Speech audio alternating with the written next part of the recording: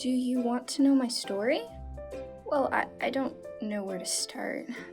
I don't even know what to say about myself.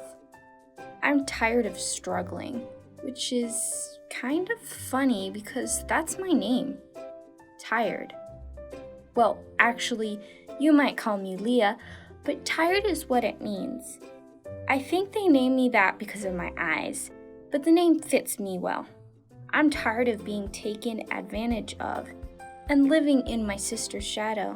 Really, I'm tired of a lot of things in my life. Well, okay, I guess I'll tell you my story. Actually, you already know part of my story because you met Rachel first. You see? I'm always second in everything. My sister always got everyone's attention, even Jacob's. As soon as he saw her, he wanted to marry her.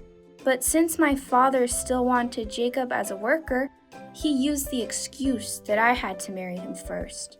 So, on the night of my sister's wedding, I was the one dressed as the bride. Who comes up with an idea like that? It wasn't one of my brighter moments. And as for Jacob, you can imagine how angry he was. My father insisted that Jacob keep me as his wife, so our family didn't get a bad reputation in the community, and work 7 more years for Rachel.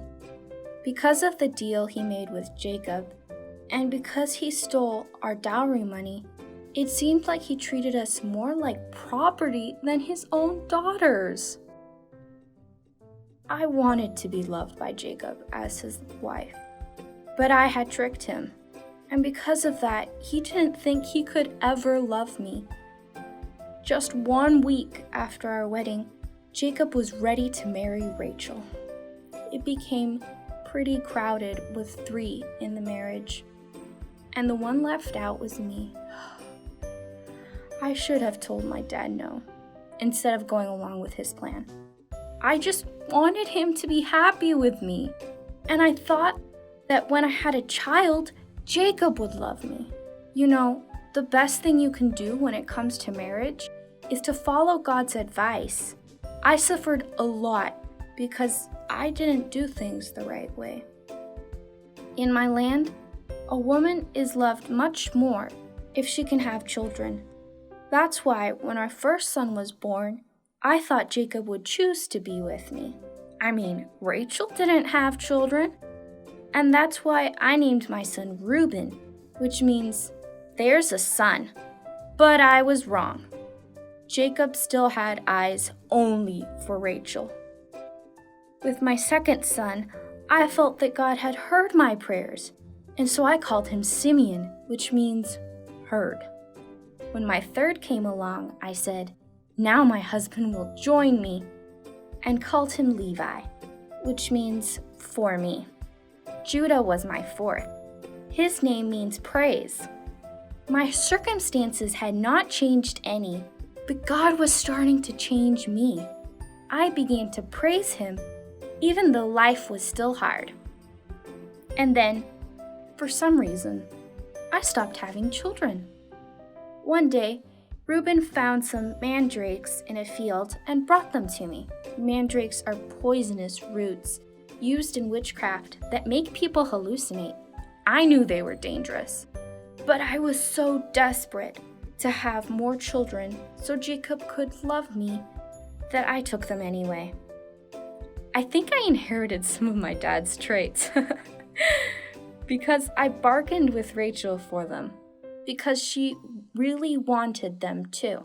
But really, kids, I tell you this so you never use drugs and so you follow the example of Jesus, because even when he was on the cross, he refused anything that would hurt him or make his mind foggy. A little while later, God blessed me with 2 more sons, Issachar, which means there is reward, and Zebulun, which means to dwell. I thanked God because I knew that someday my husband would live with me. Sometimes life can be pretty unbelievable. Rachel died at a young age, and although I was sad to lose my sister, her death allowed me to finally live with Jacob. Jacob never got over her loss. He loved her sons more than mine, and that caused many problems in my family. In the end, all of Jacob's sons became the 12 tribes of Israel. The best part was that I became the mother of the Messiah, because he came through my son Judah, and my son Levi became the father of all the priests. Today, Rachel and I are honored as the two women who built the house of Israel. Even though I felt weary and forgotten for much of my life, I didn't give up my faith in God. He helped me to stop struggling to find happiness, and I learned to find happiness in Him. So, kids, if you ever feel tired of life, don't give up. Go to Jesus. He can give you rest, peace, and joy. Even though my life was difficult, I understand that God loved me, and that made me glad. I hope my story helps you. Bye, kids!